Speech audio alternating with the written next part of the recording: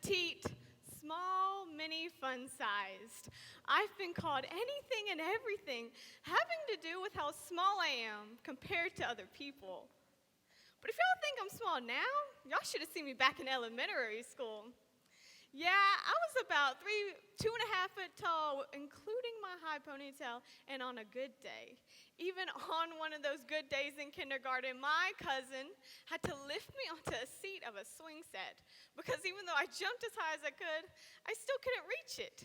Thanks, JC. This tiny person's status and jokes really didn't bother me much, and I'd laugh along most of the time. But that was back when I still had hope that I could grow taller. And as you can see, not all dreams come true. However, there was one thing that did bother me about being smaller than most people. The fact I was always needing help with just about anything I did. From reaching something off the top shelf, having my pencil sharpened because a pencil sharpener was too tall, or being moved in front of a classroom or a group photo because I couldn't be seen. You can say I was Mike Wazowski for most of my childhood. And just as happy too. However, as I got older, I realized how the world viewed me. I was a tiny kid who couldn't do anything for herself. So when I tried to do something meant for a tall person, they would just come in and do it for me. While their intentions were probably in the right place, I didn't want to be seen as weak anymore. I wanted respect. Now, my plan of action for gaining this respect was becoming more independent. Since I realized growing taller was not in my future, I had to take this issue with a different perspective. Anytime I was faced with an issue, I had to solve it a short person's way. The cup on the top cabinet was no longer a concern because I would use the drawers below it as a ladder and climb on top of the counter to reach it. A group photo and I wanted to stand near my tall friend. I would tippy-toe until my toes broke, or I'd piggyback right on my friend's back. Thanks again, JC. This conquest for independence taught me so much, from problem solving to looking at an issue from different viewpoints to having confidence in myself that I can do anything with just a little bit of determination. Yes, they still saw me as short, but now they saw me as capable. This independence had a lot of positives, but it also had negatives. You see, the whole reason I started this change in myself is because I hated the way people viewed me. Since I couldn't change my physical appearance, I had to change the way they thought. So if I started asking for help again with the image I worked so hard to build, just fall back into that old image of me, that tiny, helpless kid. This mindset caused me to fear asking for help, even in people I trusted. It made me miss potential connections with people because I chose to work independently. I missed out on group experiences and having my work improved by others' inputs and opinions. Yes, I knew all these negatives, but my fear of ruining my self-image caused me not to change. Now, my mindset of independence was the same until about a year ago when I was put on a team with 9 amazing individuals. You can ask any of them.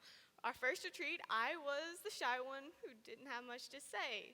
But I quickly realized many of the events and tasks we do as state officers could not be done alone, and I relied on them for so much. Pep talks before my first workshop, icebreaker ideas, and just generally being there for each other. I slowly opened up enough that I was asking them for anything big and small. The love and support that I got from my state officer team allowed me to open up to others that I was once afraid to be seen as weak or helpless from. And I was really tested this year whenever I asked 2 amazing area officers to help me on some of my workshops. Yes, at first, I was afraid that they would see me as an incapable state officer because I needed help on workshops. But instead, I was greeted by enthusiastic officers who were just happy for the opportunity.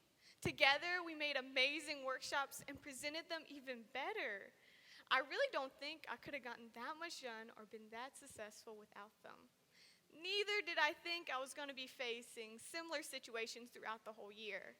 From believing in my chapter team to put on an amazing banquet, having faith in my CD team as we competed and got that W, trusting in school and group projects, believing in volunteers at a service project, all included me having to rely on people I was working with.